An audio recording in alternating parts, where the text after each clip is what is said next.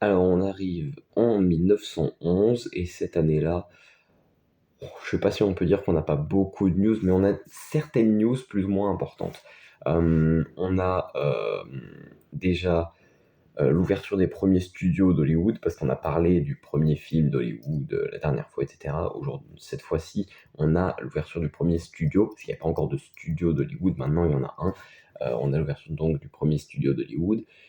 Quoi d'autre cette année-là? La naissance de Ronald Reagan. C'était un président, mais c'était aussi un acteur, donc je pense, je le précise, voilà, juste. Euh, mais plus intéressant en tout cas, je trouve, que la naissance de Ronald Reagan, on a cette année-là le début de la commercialisation du Kinemacolor, dont on a déjà parlé, qui a été mis au point en 1906, qui est un procédé de colorisation, un balbutiement, enfin ça marchait, mais c'était le début. Donc 1911, début de la commercialisation du Kinemacolor, malheureusement ils feront faillite en 1914, donc ils tiendront que 3 ans, mais ils ont eu un certain succès pendant ces 3 ans, notamment à Paris. Ils ont eu un certain succès avant de malheureusement faire faillite. Donc la couleur, ça commence, mais on va attendre encore. Ça va s'imposer que dans très longtemps, ça on le sait en regardant des films d'aujourd'hui, on voit que ça s'est pas imposé en 1911, la couleur au cinéma. Et donc cette année, on a un film qui sort qui va aussi faire office de news, c'est L'Inferno, qui est un film italien. Et il est intéressant parce que c'est un film de 1h05 déjà, et c'est assez rare à l'époque, et en plus, c'est l'un des premiers films, je cite les sources que j'ai trouvées parce que j'ai pas cherché de reformulation, c'est un des premiers films qui est considéré comme ayant une vocation littéraire, enfin artistique. C'est-à-dire que donc, c'est un des premiers films qui a une grande intention, qui veut vraiment toucher le public avec une histoire créée, etc., qui est inspirée de la Divine Comédie. Euh, donc c'est une grosse chose parce que c'est surtout en fait, c'est considéré comme le premier film européen qui a cette vocation de raconter une histoire pour les spectateurs qui viennent, qui suivent une histoire comme quand ils vont au théâtre, quoi. Euh, donc c'est, je trouve, assez important, ça marque quand même quelque chose, parce que justement, années 1910-1920, je l'ai dit 20 fois, c'est là que le cinéma commence à devenir une grande chose, un grand mouvement, à partir des années 1910 et 20. Euh, donc ce film, j'ai pas tellement accroché. Bon, faut dire, c'est inspiré de la Divine Comédie, c'est Dante qui va en enfer. Bon, c'est peut-être pas le style d'histoire qui me correspond le mieux. Surtout qu'on comprend rien. J'avais des sous-titres qui permettaient de traduire c'est un film muet, mais de traduire les encadrés avec des explications qui avaient été ajoutées. Euh, mais on nous explique pas le plot. Pourquoi Dante va en enfer. Ça se trouve, j'ai pas bien suivi, mais je crois pas que ce soit expliqué, en tout cas, j'ai pas compris. Euh, Ce qui me fait dire, si on fait une liaison avec le cinéma d'aujourd'hui, on dirait que c'est un mauvais film parce que c'est une adaptation qui part du principe qu'on a déjà vu l'œuvre dont c'est adapté. Et ça, c'est une grosse critique qu'on fait à certains films. Le mec arrive, t'explique même pas pourquoi c'est Spider-Man, machin, parce que tu sais que les gens, de toute façon, ils connaissent les comics. Enfin, c'est des trucs comme ça, quoi. Euh, c'est vrai, c'est comme le premier Spider-Man avec Tom Holland. On arrive, il est Spider-Man. On n'explique pas ses pouvoirs. Tout le monde sait qu'il fait des toiles, qu'il est fort, qu'il grimpe au mur. Et jamais il y a une scène qui explique tout ça. Ni même comment il se transforme en Spider-Man, ni rien du tout en fait. Et donc ça fait pas que ce soit forcément un très mauvais film. Moi je l'ai regardé, j'ai pas particulièrement j'ai pas haï ce film, mais, euh, mais c'est pas. Ils n'ont pas expliqué, quoi.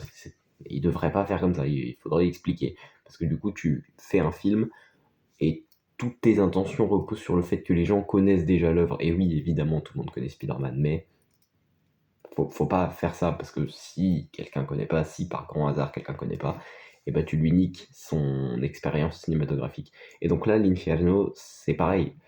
Moi, je connais pas l'histoire. Je comprends rien. C'est- J'ai rien compris. Que fait Dante? Il y a une scène, il y a un encadré, c'est marqué. Virgile explique. au poète pourquoi Dante et quelle est la mission de Dante en enfer, machin. Bah, il explique, c'est bien, mais nous, on nous explique pas.